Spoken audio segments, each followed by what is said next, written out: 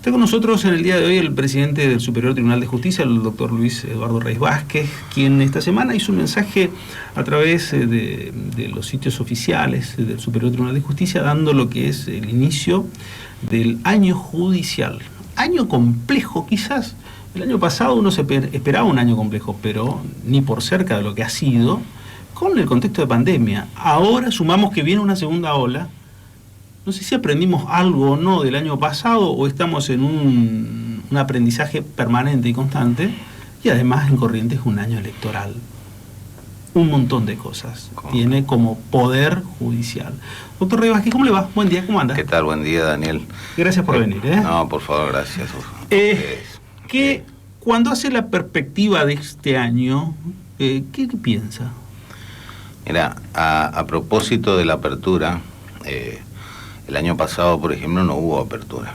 Nosotros habíamos, digamos, antes de que se decrete el aislamiento y todo lo demás, la cuarentena conocida, teníamos planificado un discurso donde teníamos grandes anhelos de cara al futuro inmediato, pero por una u otra razón se fue postergando, lo fuimos postergando hasta la idea de hacerlo a mediados de marzo, pero claro, ahí nos vino encima el tema de la pandemia y la verdad que enhorabuena que no se haya hecho ese año porque evidentemente hubiera quedado totalmente descolocado, ¿no? Porque verdaderamente lo que vino después no hubiera entrado en ninguno de los planes o los cálculos que hubiéramos tenido en mente en ese momento, ¿no?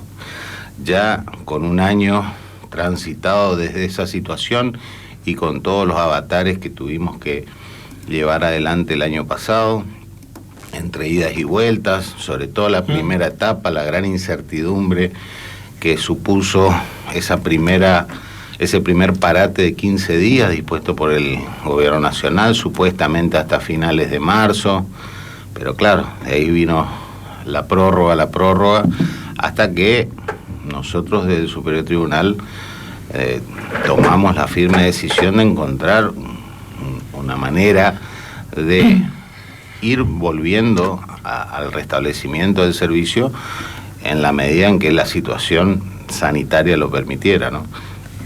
Hemos ido intentando, hicimos distintos ensayos, algunos resistidos, bueno, si tuvimos que retroceder lo hicimos, pero siempre con la mejor predisposición en aras a tratar de volver al servicio sin resentir o sin poner en riesgo, ¿no?, la cuestión sanitaria. ¿Les hace replantear algo lo que ha sido la cuestión sanitaria? ¿Les hace pensar de otra dinámica? Decir, bueno, no podemos más, hay que modificar sí o sí. ¿Los impulsa a algo distinto?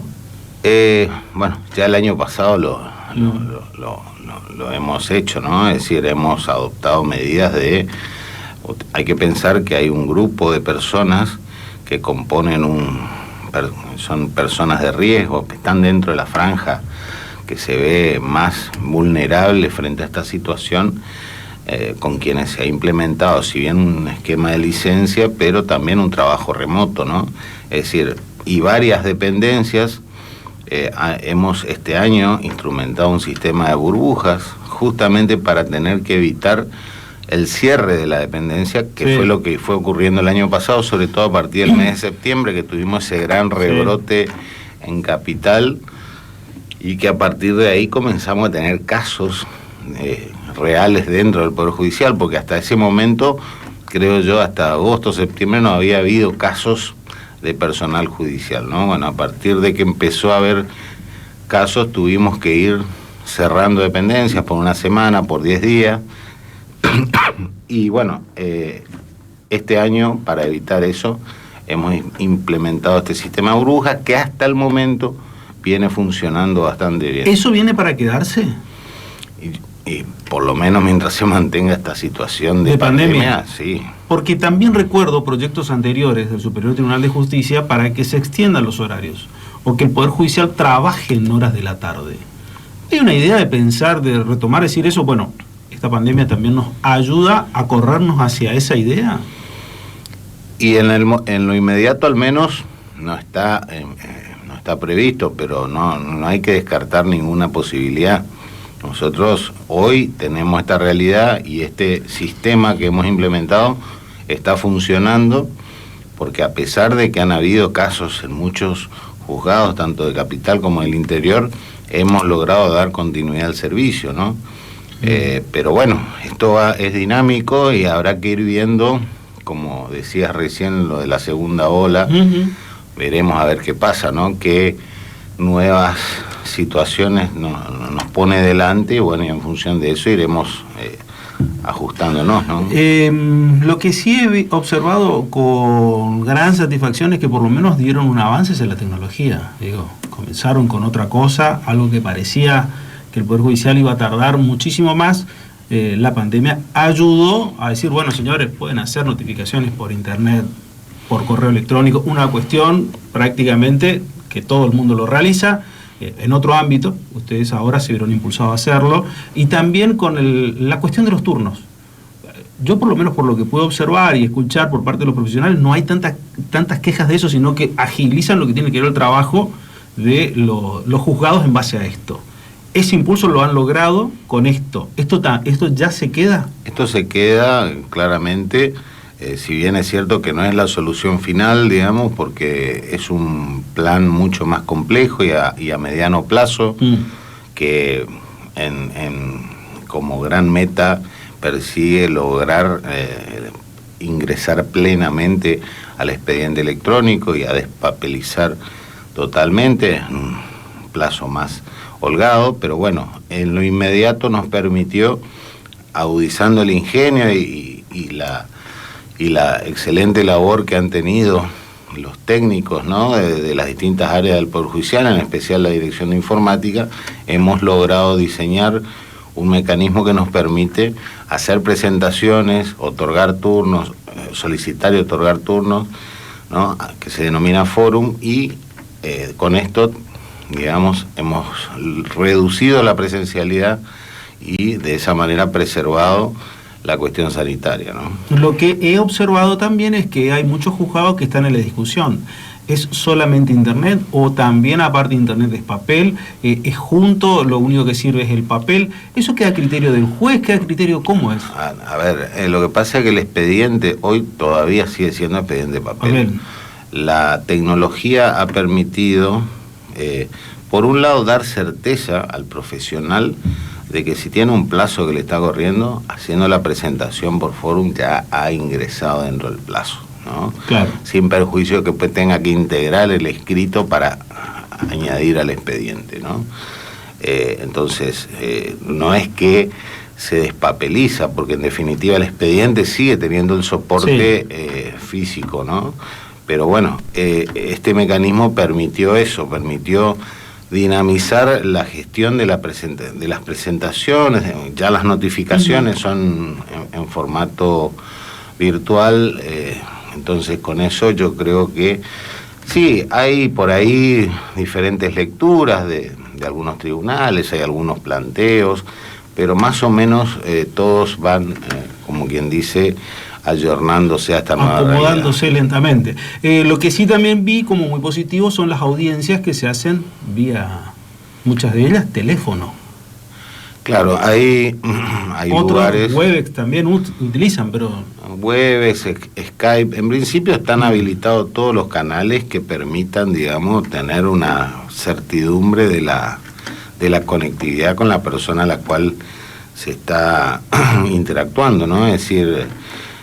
pero nosotros tenemos como plataforma madre, por decirlo de alguna manera, hemos contratado el sistema Cisco Webex, que se usa mucho para videoconferencias, para clases, incluso en el área de capacitación. Todas las capacitaciones que se han dado el año pasado se ha utilizado esta plataforma, y también la usamos nosotros en el Superior Tribunal para las audiencias penales, ¿no? Es decir, los profesionales que representan a las partes y el fiscal general se encuentran remotamente conectados en una pantalla, y nosotros estamos en el salón de acuerdos, y como nosotros, muchos otros tribunales también han implementado esta metodología, ¿no? Creo yo que incluso ha permitido tomar audiencia de personas que se encuentran en otro país, Ah, ¿no? sí. Sí, he visto, en lo laboral me enteré, sí, de cuestiones, y también en lo penal se ha vivido eso, de testimoniales. Claro. Muchos testimoniales dados de esa manera. Hay una corriente que en realidad también manifiesta que no se tiene la fluidez de la presencialidad, pero... Claro, esas son apreciaciones que uno las puede vertir en un contexto de normalidad, pero yo creo que esta situación de pandemia a todos nos tiene que llevar a ser más flexibles, ¿no? A ser más tolerantes y más colaboradores, porque en definitiva acá a todos nos anima poder funcionar, poder desarrollar una actividad, ¿no? Entonces, si no podemos estar en esa tesitura de cuestionar todo y que esto, me parece que no contribuye al logro del objetivo, ¿no? Todo esto les hace repensar cómo tiene que ser la estructura, hablo en materia de tecnología, de lugares también, de lo que significa las construcciones y hacia dónde van, pensando no solamente en el contexto de pandemia, sino también en el contexto de tecnología. Ya hace un tiempo las nuevas dependencias judiciales que se han hecho de cero, por decirte, ya están pensadas en otra dinámica, ¿no? Además también porque muchos de los cambios que se han dado, sobre todo en materia penal, con la entrada en vigor paulatina del Código Procesal Penal, esto modifica notablemente el esquema de trabajo y yo creo que además de la oralidad que se aplica prácticamente en todos los procesos, sí, esto hace que la manera, el diseño de la dependencia vaya de la mano con esto, ¿no? Y que obviamente con la pandemia con mayor razón, ¿no? Es decir, esos lugares donde hay gente aglomerada ya no van. Incluso yo creo que la pandemia nos muestra, ¿no?, que aun cuando la superemos, evidentemente uno creo que ha tomado conciencia de todos los riesgos que estamos expuestos constantemente por el contacto, ¿no?, con las personas, la cantidad de virus, bacterias que en otros tiempos podíamos transmitirnos y bueno, ahora la pandemia nos llevó a que el uso de la mascarilla y demás, sí, sea algo ineludible, ¿no? Antes no lo pensábamos, pero hoy sí, hoy nuestra realidad nos impulsa a pensar y caemos nuevamente en un tema que hemos discutido 2 o 3 veces aquí al aire, lo obsoleto de ciertos edificios, como ser, por ejemplo, el de 9 de Julio y San Juan, que fue muy moderno en su momento, sí, yo no lo discuto, y que sirvió como un buen ámbito para el Poder Judicial. Hoy por hoy es obsoleto, sí, completamente cerrado, y ustedes no tienen una capacidad, o mejor dicho, el edificio no sé si permite una capacidad como para modificar lo que es la estructura, porque es completamente cerrado. Claro, es un edificio que se pensó para otro fin, sí, era un banco, digamos, y prácticamente los pisos superiores no contemplaban la afluencia de público, ¿no? Bueno, en su momento el Poder Judicial obtuvo ese edificio hace muchos años ya, y bueno, yo recuerdo que en ese momento ejercía la profesión y bueno, recuerdo lo que fue la migración de los juzgados a ese edificio, y bueno, a lo mejor al comienzo no se notaba, ¿no? Es decir, claro, era el hecho de poder tener concentrado en un solo lugar prácticamente todos los juzgados civiles, las cámaras, los juzgados laborales, facilitaba la tarea del profesional, pero claro, con el avance del tiempo, el incremento de causas y demás, esto hace que hoy por hoy sea... De alguna manera la pandemia ayudó porque esto frenó también la afluencia masiva, ¿no? Porque ahora hay que pedir turnos y demás, entonces como que se racionalizó el ingreso, pero nosotros tenemos muy claro que ese edificio a la corta o a la larga vamos a tener que digamos reemplazar ese edificio por otra edificación. Bueno, tenemos varios proyectos en mente y estamos evaluando siempre, pero bueno, la tan anhelada ciudad judicial que en su momento se había previsto hacerla en Santa Catalina, pero que en principio eran 4 hectáreas, pero que si uno se pone a pensar queda chico porque uno tiene que prever no solamente el espacio para la infraestructura propiamente dicha, sino todos los espacios aledaños ya sea para estacionamiento, ya sea para muchas otras cuestiones que... Entonces, bueno, pero nosotros tenemos claro que lo ideal sería que ese edificio se destine para otras áreas, en todo caso, que no tengan tanto movimiento. Sí, recordemos que también que ese edificio tiene más de 20 años dentro del ámbito del Poder Judicial, para el Poder Judicial. Claro. Tiene más años en sí. Y 40 más o menos. Claro, pero también hay que pensar, sí. Sí, porque debe tener... 81, por ahí. Sí, década del 80 habrá sido. Sí. Sí. Iba a la primaria cuando descubría que funcionaba la escalera mecánica, Yo también, que hace como iba 15 años no funciona más. Pero es. ese otro cantar cuando se construyó ese edificio. Pero voy al hecho de decir que no está mal, sirvió para un momento, sirvió para una época, sirvió para una era, pero hoy, para esta era, no sirve. Sí, no, evidentemente muchos edificios es decir, lo ideal sería poder tener todos un edificio como el que se ha inaugurado recientemente para el banco, ¿no? Pero bueno, sin llegar, es decir, lo que tenemos que hacer es tratar de ajustarnos a las disponibilidades, porque también los espacios que tenemos son los que nuestra realidad nos permite. Pero, ¿no? A ver, ahí hay algo que recién dijo que no me cierra con lo otro. Me está diciendo, lo ideal sería como el edificio del nuevo banco. Es un decir. No, voy a esto, porque tenemos ahí 3 edificios en 1 hectárea. Y me dijo que la ciudad judicial no se puede hacer porque son en 4 hectáreas. No, bueno, pero a ver, no es lo mismo el movimiento. A ver, si en un banco, a lo sumo, las personas acceden, no sé, planta baja y primer piso, por decirte. Claro. No van a estar los 10 pisos destinados a la afluencia de público, es decir, entonces... Sí. Tiene otra dinámica, lo mismo que pasó con este edificio cuando originalmente se lo planteó para funcionar como banco, ¿no? Claro. Si usted me pregunta, no, yo la verdad que lo ideal se me ocurre serían grandes extensiones espaciadas en lo posible en un solo nivel, en planta baja. Sí. Que no prevea, claro, no tanto ascensores, es decir, que no tenga tantos lugares donde la gente deba amontonarse, hablando vulgarmente, ¿no? Sino que permita movilizarse de manera más espaciada y más cómoda, ¿no? Y además eso reduce los costos de mantenimiento. Seguramente. Necesita más tierra, digamos, pero no... bueno, las grandes... Claro, lo que vos me estás diciendo directamente es haciendo una comparación lisa y llana en un edificio similar a la que tiene la Facultad de Derecho. Más o menos, sí. Estructuras de esa dinámica, en 2 pisos nada más superiores, como mucho, con amplios espacios, amplias galerías internas y también espacios para escaleras de otra dinámica. Un edificio de esa naturaleza es lo que ustedes apuntan. Así es. Bueno, de hecho, como te decía, hay varias dependencias nuevas que ya tienen esa lógica, o sea, ya se piensan con esa lógica, ¿no? Además tenemos que destacar, y esto es algo que creo yo que no está ocurriendo en otros ámbitos, ya son varios juzgados de paz que se inauguran y que se utiliza energía solar, paneles solares.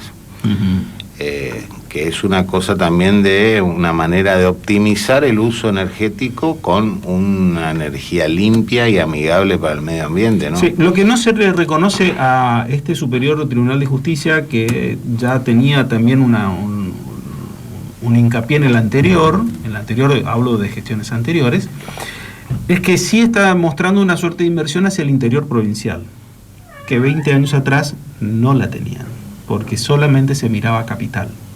Eso sí, hay que reconocer que el Superior Tribunal de Justicia ha tenido un desarrollo hacia el interior en muchas de sus dependencias. Se ha visto que han invertido ahí, cosa que me parece muy bien, porque nosotros tenemos muchas veces el mismo pecado de la centralidad porteña, pensar que solamente ocurre todo en Capital Federal. Bueno, el correntino también tiene muchas veces esa centralidad, que por lo menos en lo edilicio usted está mostrando otra suerte de dinámica de querer abrir un poco más, y me parece muy bien. Sí. Código Procesal Penal aprobado, está marchando la implementación. Sí. Código Procesal Civil y Comercial ha regresado a diputados luego de una modificación que realizó el Senado. Sí. Código Procesal de Familia todavía están diputados. Código Procesal Contencioso Administrativo todavía están diputados. ¿Es la era de los códigos procesales? Es la era de los códigos procesales. Bueno, el Código procesal administrativo, porque así se va a denominar, que es una denominación mucho más acorde a estos tiempos. Estamos ahí porque estoy trabajando también en la comisión. Prácticamente yo creo que esta semana entrante estaríamos dándole el cierre como para que quede el texto definitivo para que pueda ser tratado por Cámara de Diputados. Pero sí, efectivamente, los cambios tecnológicos, los cambios los cambios en el ordenamiento jurídico, ¿no? Los nuevos institutos, el uso de otras herramientas, la aplicación de la oralidad, etcétera, todo esto necesariamente incide a la hora de planificar las normas procesales, ¿no? ¿Se incrementa la oralidad con todo esto? ¿Es el verdadero cambio? Sí. Sin duda, ¿no? Pero no el único, pero sí, yo creo que a eso apuntan todos estos cambios, ¿no? A lograr cumplir con la inmediatez, con la mayor celeridad en todos los procesos, ¿no? Porque este es uno de los mayores déficits que tiene la justicia en sentido amplio, digo, ¿no? No solamente mirando ni tampoco pensando en un fuero, ¿no? Poder llegar a un resultado lo más pronto posible en la solución de los conflictos, ¿no? De los diferentes procesos, ¿no? Entonces yo creo que todas las reformas procesales deben apuntar a lograr una mayor eficacia y eficiencia en la gestión de los procesos judiciales, ¿no? Achicando los tiempos y mejorando el contacto del juez con las partes, ¿no? Hablando año político, siempre se revoluciona todo cuando es un año político de cargos ejecutivos. ¿También revolucionará el Poder Judicial? No, a lo sumo, nosotros desde el Poder Judicial estamos siempre atentos porque seguramente van a haber presentaciones judiciales, van a haber impugnaciones de candidaturas, van a haber cuestiones que a nosotros nos llegan, digamos, una vez que la cuestión ha sido abordada previamente por otras instancias, ¿no? Pero que sin duda genera una cierta movilidad en lo que es el fuero electoral, ¿no? Que aparece por ahí en los años no electorales, claro, más calmo. Bueno, este año seguramente va a generar algún tipo de conflictividad, pero bueno, fuera de eso no creo yo que esto tenga que incidir en lo que es el funcionamiento. El Poder Judicial tiene un gran desafío que en este año de elecciones es cómo hacer una elección en época de pandemia. Ah, sí. Ese es un gran desafío también. Ese es sí, desde ya que es un desafío. De igual manera yo creo que por lo menos las veces que me ha tocado a mí votar, he visto que están muy bien organizadas las escuelas, las mesas, las colas. Bueno, eso yo creo que habrá que controlar debidamente. Todos tendrán que estar con barbijo, todos tendrán que tener a mano un alcohol en gel. Obviamente que si alguno está dando signos de estar con fiebre, de estar tosiendo, algo por el estilo, bueno, yo creo que desde ese punto de vista habrá que prever, deberá haber, no sé si dará como para que haya alguien de salud en las escuelas controlando, monitoreando. El ingreso, como se hace por lo general en los distintos establecimientos, que se controla la temperatura. Que se controla la temperatura y demás, bueno, son para mí tienen otro gran desafío primero, que el presidente de mesa es de ser presidente de mesa. O sea, lo que es estar todo un día y rodeado de personas que no conoces o que no estás habituada. Y sí. Ese también es un desafío que hay que entender a la sociedad, decir, con temores hoy. Uno prevé o cree pensar que para esa época de las elecciones ya habrá una masividad en cuanto a la vacunación, ¿no? Es de esperar que así sea, porque bueno, he visto que comienzan a venir vacunas de otras firmas, no solamente la que llegó primero. Sí. Y bueno, esto es, digamos, nos da una cierta luz de esperanza como para poder avanzar verdaderamente en este proceso de vacunación, ¿no? Así es que es de esperar que eso se logre, ¿no? También con los años uno entiende y ve que la litigiosidad, así se dice, se incrementa cuando hay crisis económica. ¿Ustedes están sintiendo también eso? La verdad que no, todavía por lo menos no se vislumbra. Lo que pasa es que, claro, nosotros estamos en la instancia superior. Puede ser que a nivel juzgados, por ahí en temas laborales o ejecutivos, o algunos ejecutivos, puede ser, digamos, que se esté dando un incremento, ¿no? Pero no, todavía no notamos. Puede ser, lo que pasa es que nunca se ve en simultáneo, ¿no? Es decir, generalmente cuando hay crisis económicas, la solución final de las causas se da a los 3, 4 años, y entonces claro, ya no siempre coincide, no es contemporáneo con el conflicto, ¿no? Claro, sí. Pero no por una cuestión de lentitud de por sí, sino que sobre todo primera instancia, que es donde se produce la prueba y demás, es el que lleva su mayor tiempo en la tramitación. Después ya viene la revisión por las instancias superiores y bueno, pero así es más o menos el proceso, el camino que ha tenido y que tiene por lo general esta clase de cuestiones vinculadas a las cuestiones económicas. Doctor Rey Vázquez, gracias por venir, muy amable. Muchas gracias, Daniel, como siempre. Un gusto. Saludos a toda la audiencia. Gracias. El doctor Luis Eduardo Rey Vázquez.